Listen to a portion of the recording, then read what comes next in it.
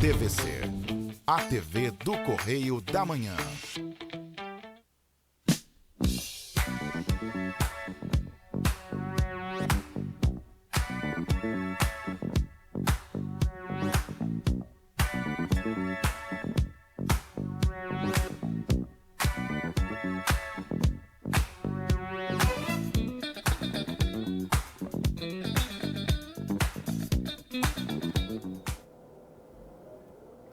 Minhas saudações à senhora, minhas saudações ao senhor.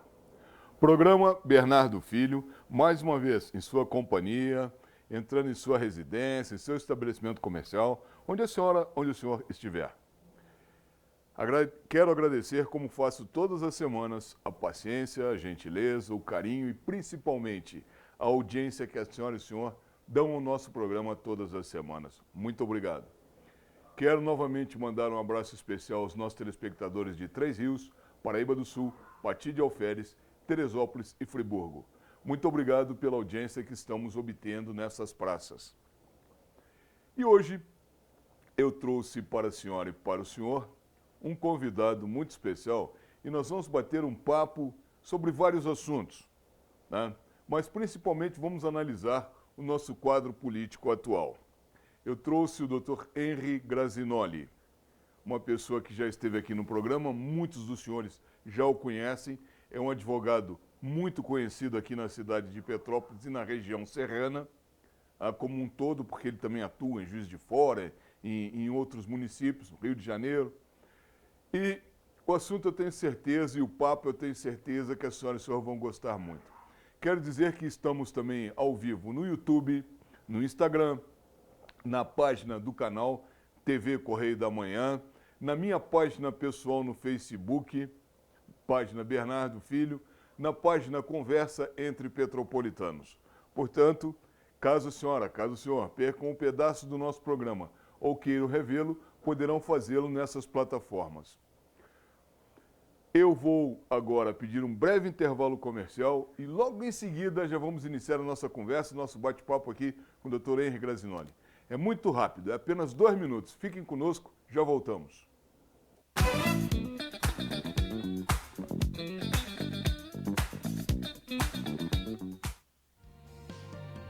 Em sítio, às margens da BR-040, próximo ao bairro Mosela, funciona a Clínica de Recuperação de Dependentes Químicos Mateus 2535. Lutamos com muitas dificuldades e precisamos de ajuda de todos os tipos.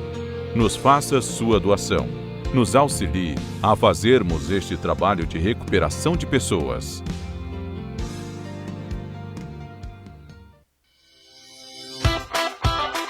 Na feira você tem um compromisso com você.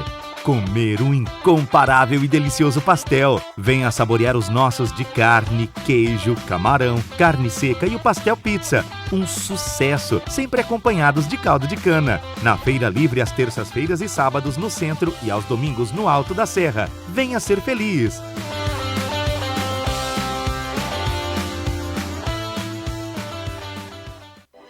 Oficina do Tião, onde você, cliente, é um amigo. Estamos há 40 anos prontos para melhor lhe atender. Reboque, loja de autopeças e mecânica em geral. E também com retífica de motores e elétrica. Seriedade, credibilidade e ótimos preços. Agende uma visita pelo telefone 2243 3916. Oficina do Tião, Rua Marciano Magalhães, a 50 metros da entrada do Morém. O melhor serviço mecânico do Alto da Serra.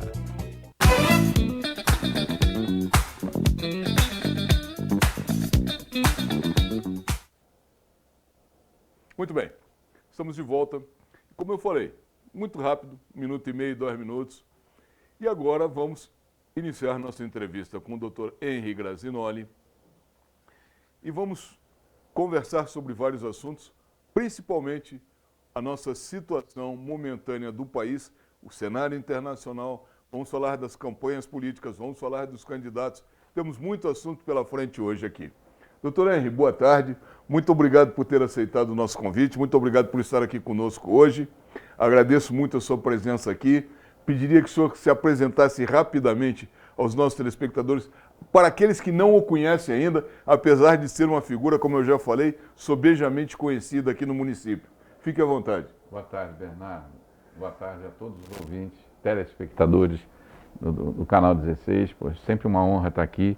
E eu sou Henrique Grazinoli, sou advogado, sou professor universitário, né? E lido principalmente no direito público há muitos anos, né? Quase 30 anos, por esse Brasil afora, como você disse aí no início. E a gente é sempre muito convidado para os debates, para as conversas, e você sempre muito gentilmente me dá espaço. E a gente acha que tem opinião, né? Então a gente sai falando. Nos dão a câmera, nos dão o microfone, nós vamos sair falando. Vamos começar pelo cenário da polarização que está acontecendo, claro que já esperada, né? Mas essa polarização Lula-Bolsonaro, com relação às pesquisas, vamos começar pelas pesquisas. Nós temos várias pesquisas aí que apontam Lula com 44, Bolsonaro com 35, mas o que se vê nas ruas é algo completamente diferente. Nós sabemos que pesquisa é retrato de momento, nós sabemos que pesquisa nesse momento não baliza nada, nós sabemos que existem muitas pesquisas compradas, encomendadas, nós sabemos que cada instituto de pesquisa tem a sua metodologia, enfim, mas me parece uma forçação de barra muito grande. Alguns institutos de pesquisa, como o Datafolha, por exemplo, darem uma distância muito grande entre Lula e Bolsonaro, quando a realidade das ruas não é essa. Qual o seu comentário a respeito? Olha, eu vou procurar ser breve, porque eu sei que o tempo nosso aqui é curto, mas eu queria, nesse tema, fazer um comentário sobre algo que eu já tenho comentado, inclusive numa entrevista numa rádio recentemente lá em Juiz de Fora. Eu fiz um comentário sobre essa polarização a que você se referiu, que está aí. Sim. Né? E eu me vali de um conceito de filosofia, de uma expressão que é própria da filosofia, o chamado dilema. Né? E essa polarização, ela se apresenta, ou ela é colocada para a sociedade como se fosse um dilema. O que é o dilema, né? Para quem não conhece bem essa expressão? O dilema é quando você está numa circunstância em que você tem que tomar uma decisão, e para tomar essa decisão, lhes são apresentadas apenas duas alternativas, alternativas essas que, teoricamente, podem levar para o mesmo lugar, o mesmo objetivo, ou seja, governar o país, no caso aqui. E essas alternativas, em geral, elas são diferentes. E aí o sujeito que está diante do enigma, ele tem que resolver somente ali dentro daquele quadrado das duas alternativas. Só que eu tenho dito que essa polarização aqui no Brasil, ela é um falso enigma. E o falso enigma, ele acontece justamente quando as alternativas que se apresentam como únicas, ou pelo menos uma das duas alternativas, não é efetivamente aquilo que revela ser. Seria como se você fosse fazer um exercício de silogismo, onde você pegaria, bom, se A é bonito e se B é feio, lógico que eu vou votar no bonito, porque o meu objetivo aqui é eleger o mais bonito. Só que A não é bonito, é mentira que ele é bonito. Então essa é uma falsa premissa. Eu acho que no caso e aí, para fechar essa questão do dilema, na verdade, nós temos um dilema político no Brasil que não é de agora, mas ele não cabe só dentro dessas duas polarizações, dessas duas alternativas que são colocadas hoje, compreende? Porque, inclusive, uma delas, ou para uma delas, que é a alternativa da chamada esquerda, socialista, progressista, né, da qual o candidato Lula, a meu ver, não é o melhor representante, certo? Mas é o que colocam, porque ele tem os votos. Essa já foi testada, sabe? E num tempo bem distante, até mais de uma década. E a população, ela de uma certa maneira, ela já decidiu que não queria, pelo menos em 2 oportunidades. Por outro lado, aí eu estou fazendo uma análise mais política, talvez até filosófica, para chegar onde eu quero chegar. Dizem que quando a gente não tem uma opinião muito bem formada, a gente apela para a filosofia e resolve a questão rápido. Você, como professor, sabe que a gente às vezes sai por esse viés. Mas no caso aqui, eu vejo uma semelhança nisso. No caso da alternativa Bolsonaro, que foi uma alternativa, um nome que surgiu tendo em vista a rejeição, exatamente a rejeição de 2018, não é? A outra alternativa, que talvez em 2018 foi o ponto central, olha, não queremos. O Bolsonaro, ele também não é, na minha modesta opinião, um representante, ele não é, vamos dizer assim, o melhor representante do pensamento conservador e do conservadorismo de direita do Brasil. Mas é o que temos, o que tínhamos e que talvez o que teremos, certo? Porque tem um dado, eu vou fechar falando dessa pesquisa, mas tem um dado, Bernardo, que eu me apego muito, que é o seguinte: se nós pegarmos a história do Brasil, primeiro nós temos aí uma democracia muito nova. Nós somos uma das mais novas democracias do mundo, por mais paradoxal que possa parecer, né? Você sabe disso, é um homem que conhece bem história, que conhece política. Mas, vamos dizer, nós não temos 100 anos de democracia. Nós temos um pouco mais de 100 anos de república, mas se formos contar em termos de democracia, vamos botar aí uns 60 anos, talvez uns 70, né? De democracia, no sentido estrito da palavra, né? Com liberdade para falar, com liberdade para voto, liberdade para se candidatar, né? Isso é novo. Então, esse dado já é importante para mostrar o seguinte: nós não conhecemos em nenhuma nação do Ocidente, você conseguiu construir um equilíbrio partidário, político, num país, principalmente grande como o Brasil, com apenas 60 anos de democracia. Não dá para fazer isso. Não é possível. A história não tem isso. Você tem lá alguns países da Ásia, por exemplo, que há 70 anos atrás estavam destruídos por uma guerra, certo? E que se recuperaram e que hoje são Japão, Coreia, próprio Vietnã. Vamos pegar esse exemplo? Vamos, vem cá. A classe política de lá, nesses 70 anos, investiu em saúde, educação, educou a população e preparou ela para 50 anos de democracia resolver e o país caminhar. Agora, nós não tivemos isso aqui, né? Nós não tivemos isso aqui.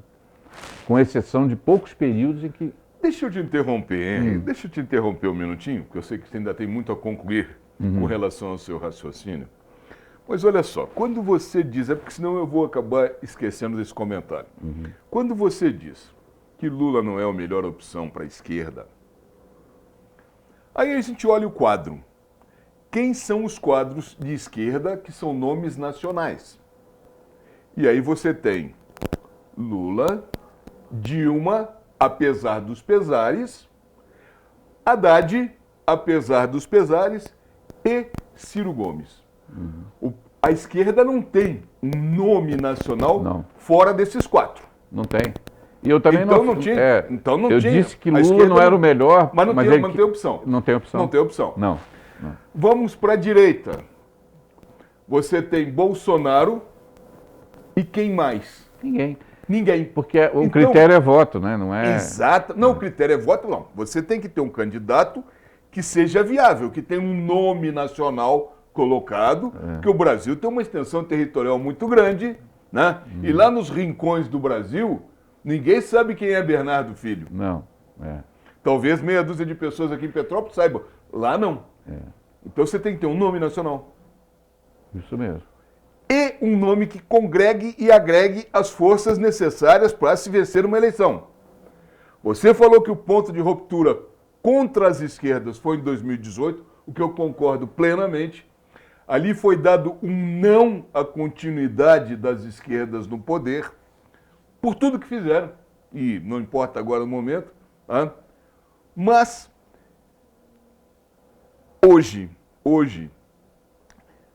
a continuidade de Bolsonaro, para mim, é uma realidade para os próximos 4 anos. Acho que é uma realidade. Eu não vejo o PT com forças para ganhar essa eleição. E a gente volta para o assunto das pesquisas, que eu te interrompi e eu pedi para você concluir seu raciocínio. Isso, perfeito. Bernardo, olha só, o que eu ia dizer é o seguinte, é que quando eu falo na democracia curta, de pouco tempo, eu também falo que não é justo você julgar um governo de centro-direita ou um governo conservador em 4 anos, tendo sido 2 anos de pandemia, por exemplo. Eu ia chegar ali, eu ia dizer, olha, a esquerda, entre aspas, vamos falar assim, ela teve 16 anos no poder. Mas, se a gente somar Fernando Henrique... Mas o Fernando Henrique tem algumas diferenças. Ele teve que assumir, principalmente no primeiro mandato, determinadas posturas que foram importantes para o Brasil. Principalmente aquela questão da intervenção no sistema bancário, né, o plano real, aquilo foi importante. Mas não deixa de ser um centro socialista. Sim, concordo. Então vamos botar lá 20 anos. O Brasil está há 20 anos com políticos, na mão de políticos de centro-esquerda, da social-democracia de esquerda. E o que aconteceu com o país? Absolutamente nada. Não é? Nós temos números interessantíssimos e eu quero aproveitar, concluindo. É muito injusto você fazer um julgamento e levar essas elites que hoje comandam, por exemplo, parte da imprensa. Nós estamos aqui num órgão de imprensa, mas é um órgão que a gente sabe muito isento, né? A tradição dessa estação de televisão aqui. Mas, veja, há setores da imprensa, há setores de interesses comerciais fortes que querem que o regime progressista continue prevalecendo. Por exemplo, o setor bancário. Você pegar a estatística de bancos, você conhece muito bem, porque você trabalhou no sistema financeiro, você sabe que do governo, do final, os bancos no Brasil ganharam milhões a partir do governo Lula, de 2002 para cá. Isso é número, isso não é bravata. Governo Fernando Henrique. Final do Fernando Henrique, sim. O Lula foi pai dos banqueiros. Exatamente. Então, o que acontece? Mas por que os banqueiros querem a volta do Lula? É muito fácil de entender, é muito simples. Estão perdendo receitas. A invenção do Pix, por exemplo, foi uma tragédia para os bancos, porque deixaram de arrecadar as taxas de transferência de DOC e TED. É isso. Né? Exatamente. Então, o banqueiro perdendo dinheiro, o banqueiro se desespera. E o banqueiro não tem o modo de pensar do banqueiro é muito peculiar. Sabe? É a ganância, é o lucro, é mais dinheiro. Muitas vezes não sabe nem o que fazer do dinheiro. Como o Japão agora. O Japão não sabe o que fazer com tanto dinheiro. O Japão procurando locais para colocar o dinheiro porque não sabe o que fazer. Exatamente. Entendeu? Então, o que nós temos aqui? Nós temos gente que hoje está do lado das esquerdas, como os banqueiros, por exemplo, como os artistas que perderam as benesses da Lei Rouanet, né? Que querem a volta da esquerda e fazem esse carnaval todo. Mas, infelizmente, ou felizmente para todos nós, eu acredito que, novamente, Bolsonaro será reeleito e a direita ainda vai ficar mais um pouquinho no poder, apesar de todas as bravatas e todas as bobagens que Bolsonaro fala. Eu vou concluir essa parte só dizendo para você o seguinte, eu sou o pior palpiteiro em resultado de eleição, eu nunca acertei uma, por incrível que pareça. Eu trabalho no meio político, eu sou advogado de muitos políticos, eu já exerci cargos públicos, Bernardo, mas eu erro todos os meus prognósticos, então eu não vou dar nenhum aqui não, eu só quero dizer o seguinte. Pô, essa vantagem eu tenho, rapaz. Olha, vou abrir um parênteses aqui para uma brincadeira. Eu tenho um amigo que toda vez que tem eleição, a gente senta e faz a lista de quem vai se eleger. Na última eleição para vereador, aqui em Petrópolis, eu errei dos 15, eu errei 2 nomes. Você tem tradição de acertar muito. Não, foi... Então eu digo o seguinte, quando isso em 1982, não sei, muito tempo, Brizola veio candidato e eu caminhava muito no Rio de Janeiro e eu vi o nome do Brizola crescendo e eu falei numa rádio, eu disse, olha, o Brizola vai ser o próximo governador do Rio de Janeiro. Só faltaram me apedrejar. 82, né? 1982. Só faltaram me apedrejar. Bom, tudo bem. César Maia foi outro caso. 6 meses antes da eleição de César Maia ser eleito prefeito do Rio, eu disse que César Maia ia ser o prefeito do Rio de Janeiro, apostei com um advogado lá do Rio de Janeiro uma garrafa de uísque, deu certo. Aqui em Petrópolis, eu também nunca errei o prefeito. Alguns até se chatearam comigo, porque uma vez, infelizmente, num antigo canal que eu trabalhava, eu ao vivo e a cores, no ar, eu estava com um programa, eu disse, olha, quem vai ganhar esse ano é fulano. E aí um outro candidato que era meu amigo ficou muito chateado comigo. Isso causa não, mal-estar, né? causa uma... Rapaz, sabe o que acontece? Às vezes a gente fala as coisas e não pensa naquilo que fala. Eu, por exemplo, sou uma pessoa muito aberta, muito espontânea, muito natural, sabe? Eu procuro enxergar a coisa e falo, não devia falar.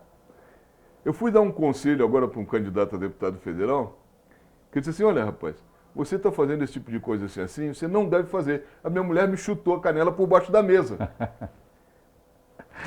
Sabe? Eu tenho que realmente, às vezes, a gente tem que segurar. Eu costumo dar opinião, eu não tenho também muita preocupação com isso, não. Eu falo. Eu só não falo quando eu tenho segurança, né?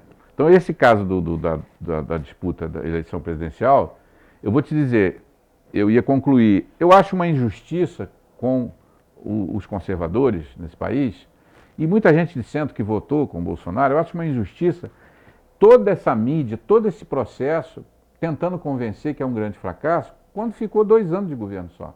Porque 2 anos não foi possível governar. Então, eu acho que isso é uma traição com o povo brasileiro, que recusou um regime que esteve funcionando 20 anos. Mas não, olha só, mas essa mídia hoje é uma mídia militante. É uma mídia militante porque perdeu as verbas de publicidade. Então, por exemplo, você pega o Jornal Nacional da Rede Globo. É o exemplo clássico. Você pega o jornal e diz, ó, deixou de ser um jornal de notícias para ser um jornal de editorial. Cada notícia contra o Bolsonaro é um editorial de jornal. E o que está acontecendo no Jornal Nacional? Está se tornando cansativo, repetitivo, desagradável de se ver. E era o melhor jornal há uns anos atrás. Era o melhor jornal televisivo. Hoje está pavoroso. Por quê? É tão contra, mas tão contra, que perde a credibilidade. Veja bem, Bernardo, eu acho que essas comunicações, esses comunicadores de massa, eles têm força, nós sabemos que têm. Tanto é verdade que manipulam pesquisas e tal. Eu também acho, pelo que eu ouço na rua, que não existe essa diferença entre um candidato e outro. Eu sinto isso também. Não arrisco dizer quem vai ganhar, porque eu já te disse que eu não sou bom, eu não estou seguro para dizer isso aqui, agora, nesse momento. Temos ainda 1 mês de campanha pela frente, né? E eu acho que vão haver mudanças aí. Agora, eu acho que nesse contexto, por exemplo, no caso dos 20 anos da esquerda governando, e eu falo isso com muita tranquilidade, porque quem me conhece sabe que eu, inclusive, exerci cargo em governo de esquerda, sabe? Embora exercendo o cargo de forma independente, em Petrópolis, por exemplo, todo mundo sabe que eu fui procurador-geral aqui, com total independência, não é? Fui um técnico, defendi os interesses do município com base na lei, e por isso que eu tenho essa tranquilidade de poder me apresentar e falar. Eu não tenho rabo preso, muito bem, nem com A nem com B. Mas, por exemplo, todo esse processo, uma das coisas que eu não vejo falar, que ninguém levanta, é o seguinte, e eu vi isso, por exemplo, no último debate. Vamos cuidar porque o Brasil tem 20 milhões de pessoas passando fome, mais 20 milhões de famílias miseráveis, de pessoas miseráveis, 40 milhões de pobres e famintos. Verdade? Verdade.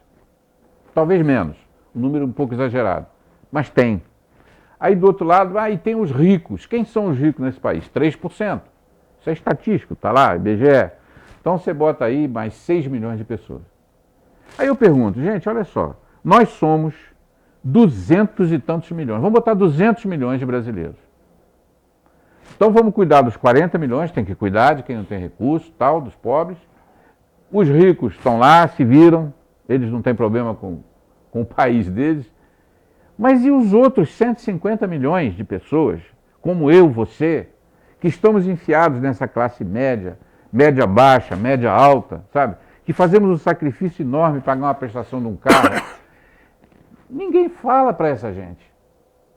A esquerda não falou para 150 milhões de brasileiros. E esses 150 milhões de brasileiros, que poderiam, em grande parte aí, os eleitores que estão dentro desse grupo, podiam garantir, sabe, essa mudança, porque sabem que em 20 anos nada aconteceu, os números não mudaram no governo deles. Ficam assistindo. Eu faço uma cobrança, sabe, Bernardo, da classe média, que é muito cômodo. Sabe, a vida não está boa para ninguém. Nunca esteve. Quando que a vida esteve boa para nós aqui no Brasil? Eu estou falando de vida boa, eu estou falando de escola boa, sabe? Então aí vem um governo conservador, com alguns conceitos, de alguns até preconceitos no sentido econômico, por exemplo, e a gente não dá chance de governo.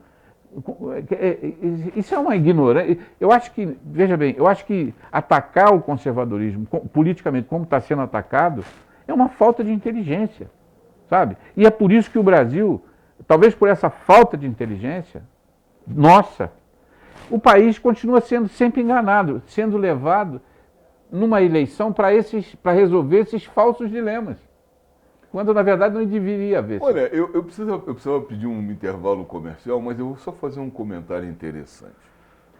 O brasileiro não torce para brasileiro. Eu escutei essa frase do falecido Roberto Campos. O brasileiro tem inveja do brasileiro. O brasileiro nunca é indicado a um prêmio Nobel porque ele já é bombardeado no seu próprio país. E agora você falou uma coisa que acho que a gente tem que refletir um pouco, sabe, a respeito disso. Você fez uma colocação muito interessante. Mas eu te peço desculpas, eu tenho um compromisso com os nossos patrocinadores. Vou pedir um breve intervalo comercial. Vamos voltar a esse assunto logo, logo. Espero que as senhoras e senhores estejam gostando. Fiquem conosco, é apenas 2 minutos, já voltamos.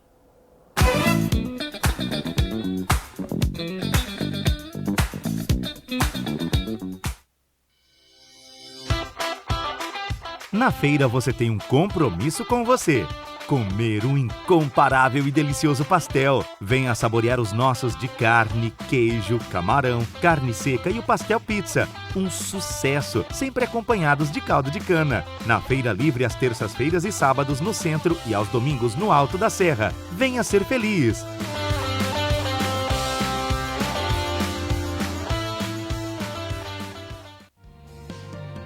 Em Sítio, às margens da BR-040, próximo ao bairro Mosela, funciona a Clínica de Recuperação de Dependentes Químicos Mateus 2535.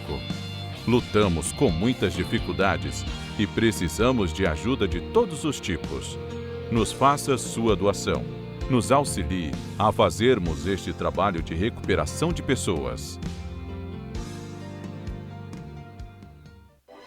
Oficina do Tião, onde você, cliente, é um amigo. Estamos há 40 anos prontos para melhor lhe atender. Reboque, loja de autopeças e mecânica em geral. E também com retífica de motores e elétrica. Seriedade, credibilidade e ótimos preços. Agende uma visita pelo telefone 2243 3916. Oficina do Tião, Rua Marciano Magalhães, a 50 metros da entrada do Morém. O melhor serviço mecânico do Alto da Serra.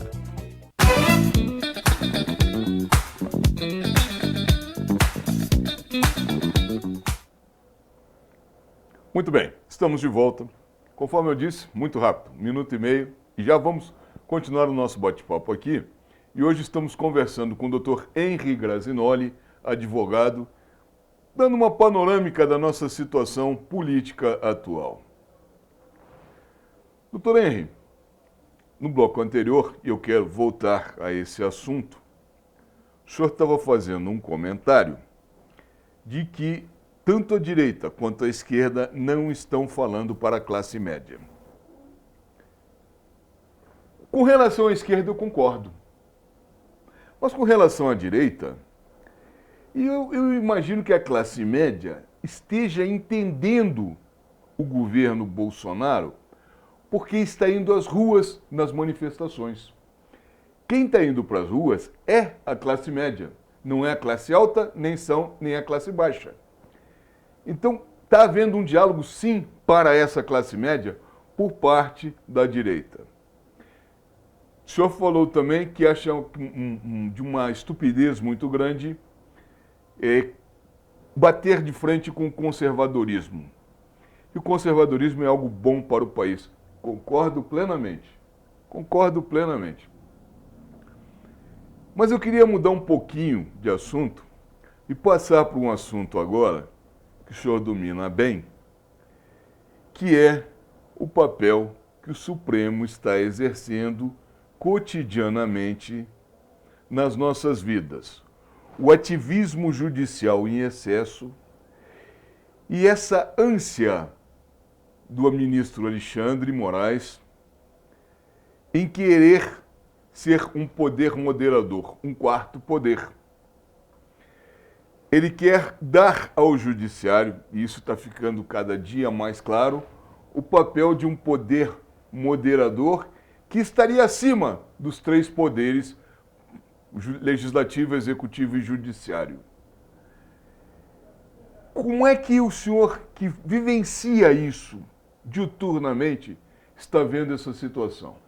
Bom, em primeiro lugar, o Bernardo, quando nós tivemos a reforma de 88, que fez a reforma da Constituinte de 88, que fez essa Constituição nossa, já naquela época, eu, como estudante ainda na Universidade Católica, estudante de Direito, eu ouvia as boas vozes dos professores que estavam acompanhando a Constituinte e na área do direito constitucional dizerem que havia uma preocupação com relação às competências, principalmente as chamadas competências originárias que estavam sendo dadas ao Supremo Tribunal Federal. Havia uma crítica bem intensa, digamos assim. Mas naquela onda de conquista dos chamados direitos fundamentais, da Carta Fundamental, esses interesses corporativos, que eu chamo de interesses assim, que estavam por trás da cortina, a população não viu e não houve debate, só esses críticos, um ou outro falando, olha, isso não vai dar certo, olha, isso não é bom, um dia isso vai dar problema. Bom, ficou e passou, porque tinham outras coisas para serem discutidas, ou pelo menos que davam visibilidade. Quando se prometia, por exemplo, saúde para todo mundo, comida para todo mundo, salário para todo mundo, banco a juro baixo, até isso teve na Carta Constitucional, dizendo que os bancos não poderiam cobrar mais de 6% ao ano, lembra? Ou era 12%, eu nem lembro. 12%. 1% ao mês. Bom, e vem acontecendo. Olha só, na última década, eu vou botar nos últimos 20 anos,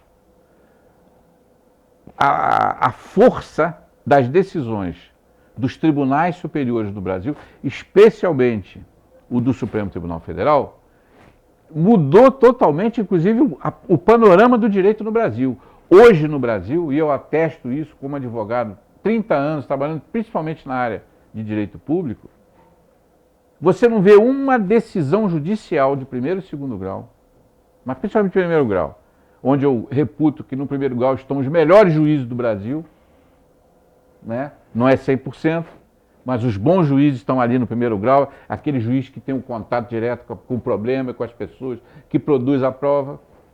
Mas eles hoje, muito pouco deles ousa dar decisões de primeiro grau em conflito com o que se decide lá em Brasília. Você pega hoje, a maioria das decisões de primeiro grau já vem trazendo, o Supremo decidiu assim, tem o acordo assim. Isso, para quem está aí hoje, pode parecer normal, mas isso não era assim. Entendeu, Bernardo? Você sabe, olha, nunca a doutrina do direito no Brasil teve tão pouco valor do que tem hoje. Hoje só tem valor o que um dos 11 ministros ou os 11 do STF falam. E isso é um absurdo. E o segundo absurdo, que é esse ativismo judicial, é quando a Corte, e eu não tenho dúvida disso, a Corte vem, isso não foi só agora, isso já é uma coisa que vem vindo, ela vem tomando decisões de interferir, de ultrapassar, sabe? Achando que, inclusive, se a Carta Constitucional não tem uma solução, nós temos que dar uma. Não tem que dar.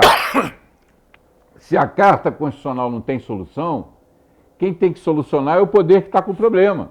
É o Executivo e é o Legislador. O juiz não tem que resolver o que a lei não dá condições dele resolver. E o pior, e talvez o mais grave de tudo isso, se é que possa colocar essa gravidade em graus, é o fato do Supremo ter o poder de propor uma ação criminal e processar, ele mesmo julgar essa ação, julgar qualquer recurso internamente, ou seja, o sujeito que estiver sendo acusado, processado criminalmente pela instância maior desse país, não tem a quem recorrer. E aí você está vendo aí, tem gente que está preso por crimes por manifestações e palavras e pensamentos, e o sujeito não tem onde recorrer, entendeu? A liminar dada pelo ministro Alexandre de Moraes, ela vale e não é examinada, não tem como, porque não tem instância para recorrer. Em nenhum país do mundo sério, do Ocidente, isso acontece. Competência criminal para botar na cadeia tem que ser de baixo, que aí você vai dando ao réu as condições de recorrer e vai um monte de gente examinando acima dele. Isso é o verdadeiro direito de defesa, isso é uma verdadeira democracia. Agora, não é o que está acontecendo. Então, eu como jurista, eu só posso condenar isso, porque não há nenhuma segurança, não é? nesse aspecto. Se amanhã, o que nós estamos falando aqui, o ministro achar que é ofensivo, independentemente do que o Ministério Público disser, ele vai lá e vai instaurar o inquérito, que foi instaurado assim, instaura o inquérito, produz a acusação, instaura a ação penal, julga, executa a pena, faz tudo, sem recurso. Isso não existe. Sinceramente, isso é uma quebra do princípio do Estado Democrático de Direito. Não, e o mais incrível em tudo isso, você falou em 20 anos, e eu estava tentando calcular mais ou menos quantos anos teve aquela liminar de habeas corpus ao Paulo Bernardo, ex-marido da Gleisi Hoffmann, que ali foi dado a ele um habeas corpus, foi dada a ele uma liminar num habeas corpus, ou seja, ultrapassando todas as instâncias. Esse habeas corpus não passou pela primeira instância, não passou pela segunda instância, não passou pelo Superior Tribunal de Justiça, foi direto do Supremo e o Supremo acatou o habeas corpus, eliminando as instâncias inferiores. Ali começou tudo, ali começou a me chamar a atenção. Casualmente, naquela semana ou na semana seguinte, teve o julgamento da cláusula de barreira, onde o ministro Luiz Roberto Barroso, um constitucionalista experiente, com livros escritos, professor da UERJ, ele defendeu uma tese para poder salvar o PCdoB, o Partidão, Partido Comunista do Brasil, para tentar salvar, porque o Partidão iria cair na cláusula de barreira, ia ser extinto. Ele criou naquela oportunidade, com a defesa dele dessa situação e com o voto dele, a prevalência da minoria sobre a maioria, que fere um grande instituto de direito, que é a prevalência da maioria. A partir daquilo ali, eu vi que o Supremo se perdeu. E várias outras decisões. Eu teria que ficar a tarde toda aqui falando uma por uma aqui. Mas nesse momento presente, a coisa para mim ainda é mais séria. A coisa é mais séria. É mais séria e eu digo preocupante.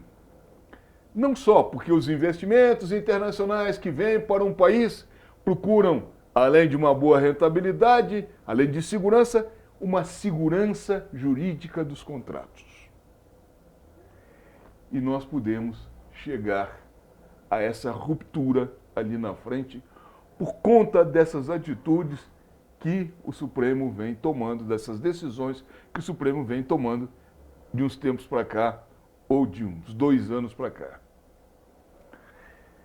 Não gostar do Bolsonaro é um direito de qualquer ministro.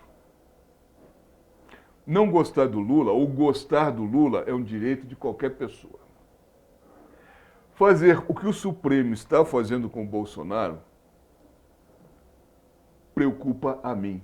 Deveria preocupar a sociedade. Eu não sei o que você pensa sobre isso. Eu tenho uma opinião que é a seguinte, Bernardo. No caso do tratamento do Supremo com o Bolsonaro, o Supremo perde a razão, mesmo quando eventualmente ele acerte perseguindo o presidente numa coisa ou outra. Porque aí o excesso, ele pode atrapalhar, e no caso atrapalha. Quer dizer, o excesso de perseguição ao presidente Bolsonaro está atrapalhando, e aí prejudica a própria sociedade, aquela uma ou duas coisas que deveriam ser perseguidas, independentemente de ser o presidente, o Bolsonaro, qualquer um. Mas no momento que você... A gente tem uma máxima, né? Eu estou aqui fazendo um esforço para lembrar o autor dela, mas vou lembrar, que diz assim no direito, quando você vai fazer uma defesa, cuidado com o excesso de argumentos, porque pode atrapalhar. Em regra geral, atrapalha. Então eu acho que atrapalha. No caso do Supremo, está acontecendo isso. Tamanha é a quantidade de perseguição, tamanha é a receptividade que esse tribunal está tendo, que a Suprema Corte está tendo, para com as coisas que dizem respeito ao presidente Bolsonaro, que você acaba pagando a possibilidade de dizer, poxa, isso aqui é muita coisa. Então eu só posso dizer, e aí eu me coloco não só como jurista, mas como cidadão, que há uma perseguição. Porque extrapola. Fala em perseguição. Só um detalhe. Não é interessante, não, deixa eu te interromper. Note que pequenos partidos, praticamente quase sem representatividade nenhuma no Congresso, são os que movem. Como é o caso da Rede, são os que promovem. São os que promovem toda hora e acionam o Supremo a todo momento contra qualquer ato do Bolsonaro. Isso. Você citou... E o Supremo acata, porque isso é muito pior. E aí pede informações, 5 dias para prestar informações. Gente, é um absurdo. Mas isso tem ligação, Bernardo, com o que você, com muita propriedade, apontou ainda há pouco, e naturalmente você quando fala sempre é brilhante, e às vezes algo que as pessoas não percebem. Uma das coisas mais significativas, do ponto de vista negativo que aconteceu no Brasil, foi justamente o julgamento da cláusula de barreira. Porque veja, olha só, meus queridos amigos telespectadores, quem tem que cuidar das minorias, quem tem que lutar contra o racismo, contra o preconceito, quem tem que igualar os pobres e cuidar disso, são os governos. Os governos são para isso. Governos são para isso. Então, quando a eleição forma aqueles blocos lá no Congresso Nacional, no Legislativo, e deu ao Partido Comunista 0,00 votos, não cabe criar métodos ou maneiras de fazer o que a população não quis que acontecesse no Congresso. Então você não pode dar poder de minoria a quem não tem voto. Isso não existe. Se a minoria chega lá, e é um direito, chegou, teve algum voto, chegou, tá bom. Vá negociar com seus pares lá dentro, aquilo é a casa da negociação política, é o legislador. Agora, não cabe a um Supremo, uma Suprema Corte, criar uma regra de onde não existia, porque o Supremo legisla e já tem legislado mais de uma vez, né? Criar uma forma de dar força para essa minoria, força que ele não conseguiu lá nas urnas, certo? E aí você, através de métodos, processos, você traz essa minoria legislativa, essa minoria que não teve votos, para dentro do processo político. E eles viram vamos dizer, um fator de interferência importante, como é o caso da Rede, como você está dizendo. Eu não tenho nada contra a Rede, eu não tenho nada contra quem votou nela, nem no PCB. Não, gente, eu não tenho nada. Só que o que eu estou dizendo é que a população não deu votos a eles. E por que será que não deu? Será que ela só está certa quando vota? Quando vota nos outros está errado, só está certo quando vota... Não tem voto. Mas aí eles criam esses mecanismos, que são mecanismos, a meu ver, totalmente fora, não são legítimos do processo político, e passam a ter força. Curiosamente, o Chile agora está passando por uma situação extremamente complicada.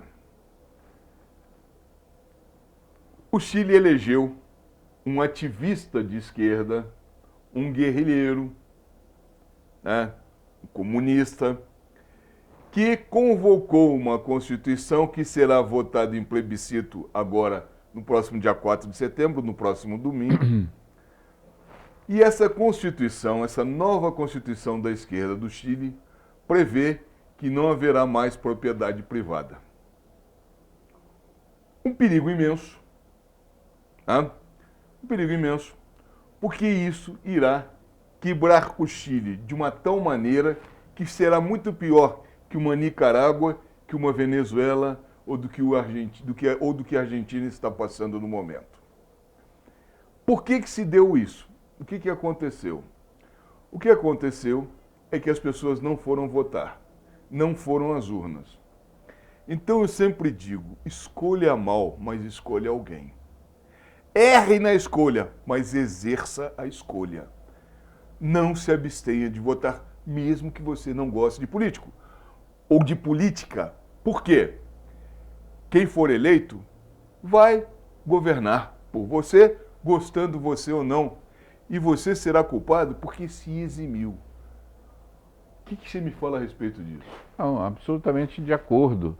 E nós temos aqui, do nosso ambiente doméstico, não é, exemplos de que grande número de abstenções, de voto nulo, branco, não é, de ausências, enfim, permitiram que políticos governem ganhando apenas 1/3 dos votos da população toda.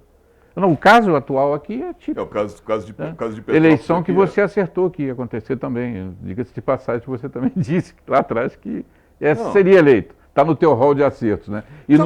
Mas olha, eu não estou falando mal do político. Eu estou dizendo da eleição. Fazer uma brincadeira de futurologia. Eu falei aqui, ó. Eu comentei no domingo, e hoje é quarta-feira. Eu comentei no domingo passado, tem 4 dias, eu disse, 2024, o próximo prefeito de Petrópolis será um nome outsider. Opa! Será um nome outsider. Faltam 2 anos. Esse nome, se não surgiu ainda, vai surgir. Mas não é nenhum desses que estão cotados para 2024. O que você fala dessa minha brincadeira? Não, eu acho o seguinte, eu acharia ótimo, né, porque tem outsiders excelentes aí, a gente conhece alguns. Eu também acho que é possível sim, sabe por quê? Porque realmente, se você olhar o quadro, não há uma perspectiva de renovação a ponto de chegar alguém que já venha do caminho político, com essa experiência política, digamos assim, partidária, né? Eu também não vejo nesse momento, faltam 2 anos, mas não vejo ainda despontar, né, Então, como você erra muito pouco, eu acho que você acerta muito mais. Não, mas olhando o quadro, olha só. Não, mas olhando o quadro não tem renovação. Não tem? Não tem. E no âmbito nacional também, a gente não vê, né? Porque, sabe o que é, Bernardo? Você sabe, existe um trabalho político no Brasil, ele não é um trabalho só no sentido de formar opinião pública a partir de propostas e realizações. Existe um trabalho político que visa neutralizar o crescimento das oposições, é sempre assim. O sistema partidário brasileiro, ele é organizado de forma a garantir aos seus proprietários e a essa sucessão de poderes sempre na mão dos mesmos há anos. Nós já conversamos aqui num programa teu sobre isso. Você sabe que eu tenho lá no Supremo uma ação com um parceiro, o doutor Mesomo, lá do Rio, que por sinal também é candidato, mas nós vamos lutando desde 2016 pelas candidaturas independentes, discordando desse sistema partidário que está aí. Você imagina, por exemplo, um outsider, uma pessoa, para quem não sabe, outsider é aquele sujeito que é autônomo, né, está livre, liberado, ele atua de uma forma totalmente livre, não confundir com anarquista, não é isso? Às vezes há uma confusão, né, do anarquista com o outsider. E aí você imagina um outsider com a possibilidade de ser candidato sem filiação partidária. Olha o estrago que isso ia causar. Não, mas o estrago no bom sentido, quer dizer, não é? Na verdade, isso, eu apesar de achar a ideia espetacular, das candidaturas avulsas, candidaturas sem partido, eu aplaudo essa ideia. Mas sempre disse que não passaria. Mas sempre falei que isso não vai passar no Supremo. Sempre falei. Não foi julgado ainda, mas a chance de não passar é grande. Não é nem por causa dos juízes ou dos ministros do Supremo. é por conta dos donos de partidos. Partidos, é. São muito fortes. São. Mandam no país. Isso aí. Henry, eu vou te pedir desculpas, eu vou pedir um último intervalo do nosso programa de hoje. É apenas 1 minuto e meio. Fiquem conosco, já voltamos.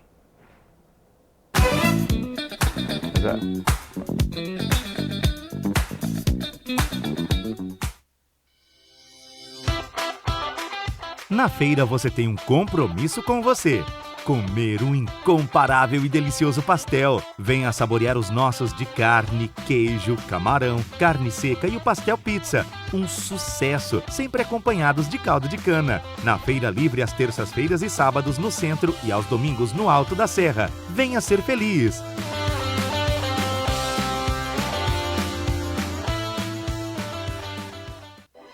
Oficina do Tião, onde você, cliente, é um amigo. Estamos há 40 anos prontos para melhor lhe atender. Reboque, loja de autopeças e mecânica em geral. E também com retífica de motores e elétrica. Seriedade, credibilidade e ótimos preços. Agende uma visita pelo telefone 2243 3916. Oficina do Tião, Rua Marciano Magalhães, a 50 metros da entrada do Morém. O melhor serviço mecânico do Alto da Serra.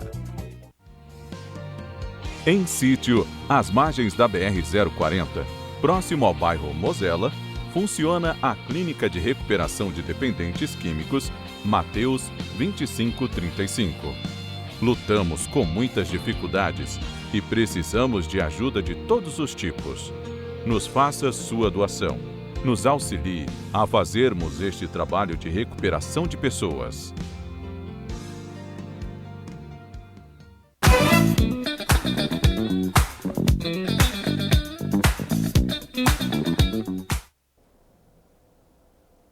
Muito bem, estamos de volta.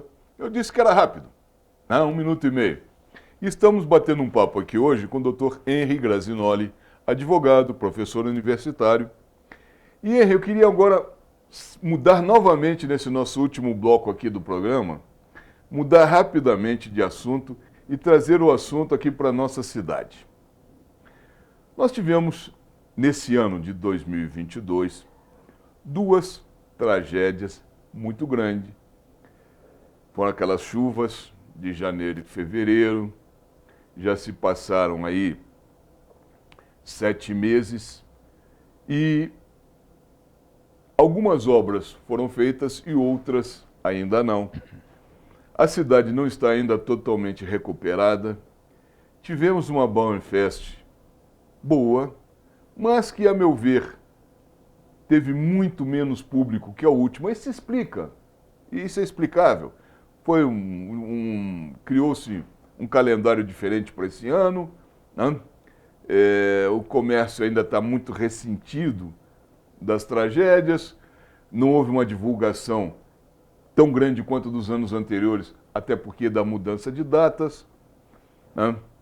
Mas a gente vê a cidade ainda capengando. Eu tive no Biergarten, ali na Praça da Águia, tive na Bauernfest também, né? E aquela águia até agora não foi reconstruída, continua aos cacos ali. O Teatro Dom Pedro continua parado. Concluíram o Palácio de Cristal a toque de caixa para Bauernfest. Como é que você está vendo essa situação de Petrópolis tão devagar, as coisas não acontecendo, ou acontecendo de forma muito lenta? Como é que você está enxergando o nosso município hoje? Velocidade 20 por hora. Eu usei uma expressão outro dia, até também num debate aqui numa rádio local, em que eu usei a seguinte expressão: em Petrópolis tem um problema, o petropolitano precisa vencer essa mania que tem de sofrer do que eu chamei de síndrome do céu azul. Síndrome do céu azul é o seguinte: depois que passa a chuva, né, como a gente teve várias tragédias em verões, o pessoal esquece, a população esquece. E esquecendo, né, tá tudo bonito, o sol está brilhando, a cidade é linda, o verde voltou, ela vai deixando um pouco de lado, tem outras coisas para pensar, não cobra da classe política. E não pressiona, por exemplo, os vereadores. Então já a Câmara também entra num estado de, não só porque tem aquelas maiorias lá, que a gente sabe como são, mas, sabe, não há pressão, ninguém pressiona. É a síndrome do céu azul. Aí depois eu fui descobrir, até eu quero esclarecer telespectadores, me disseram, mas o Henry, o bispo, nosso bispo diocesano aqui de Petrópolis, né, ele pronunciou essa frase aí. Eu falei, ué, será que não é minha essa história da síndrome do céu azul? Então, se não for minha, eu não sei se eu ouvi, mas eu não me lembro. Eu acho que ele me copiou, mas tudo bem. Até porque eu tinha dado essa entrevista numa rádio da Católica, então, enfim. Mas eu acho que é esse o fenômeno que acontece. Então, está muito lento, está muito devagar, e tem um detalhe aqui. As administrações que se repetem aqui, essa, por exemplo, já está aí pela 4ª vez. Quando você vai em alguns lugares que tem propensão a esses tipos de catástrofes naturais, você vai na Holanda, né, os holandeses têm lá diques, porque lá o país é mais baixo que o nível do mar. Eles estão sempre preparados para um dia o mar chegar e subir e passar por cima do dique. Eles se preparam para ele, treinam a população, tem caminho, tem escape, não sei o quê. Petrópolis não tem nada. Não tem nada. O nosso prefeito deu uma entrevista aí dizendo que ele tinha, antes da enchente, que tinha uma defesa civil maravilhosa, tal. Depois que aconteceu a tragédia, a defesa civil de Petrópolis não tem um cargo concursado.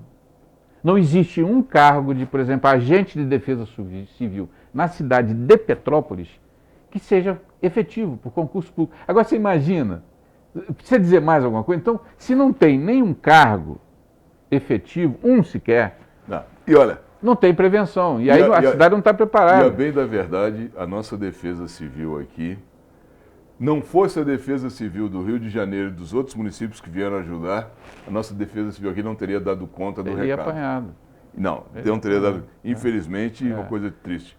Henry, eu sou obrigado a te interromper e sou obrigado a te dar apenas 1 minuto para as tuas despedidas. Agradecer demais, mais uma vez, essa oportunidade, agradecer a paciência das pessoas nos ouvirem, nos verem, e a você, Bernardo, a gentileza de me convidar.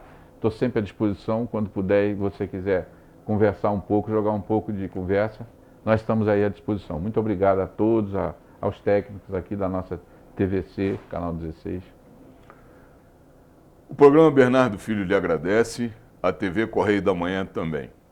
Muito obrigado pela sua vinda aqui, muito obrigado pela sua presença. Não vai faltar oportunidade dessa conversa continuar.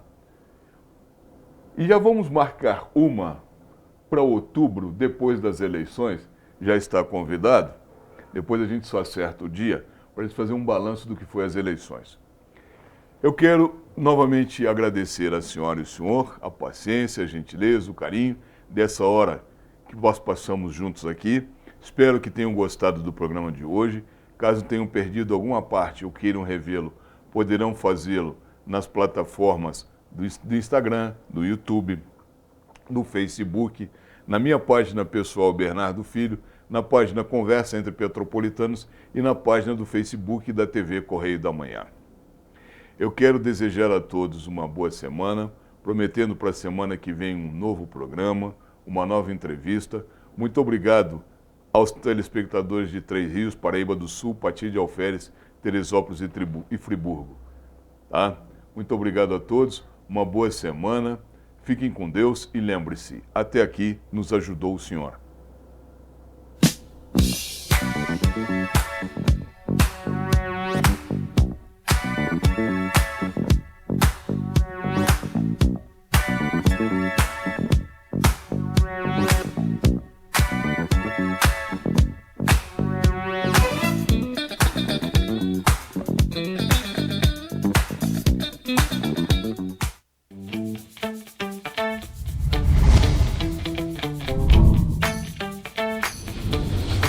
TVC, a TV do Correio da Manhã.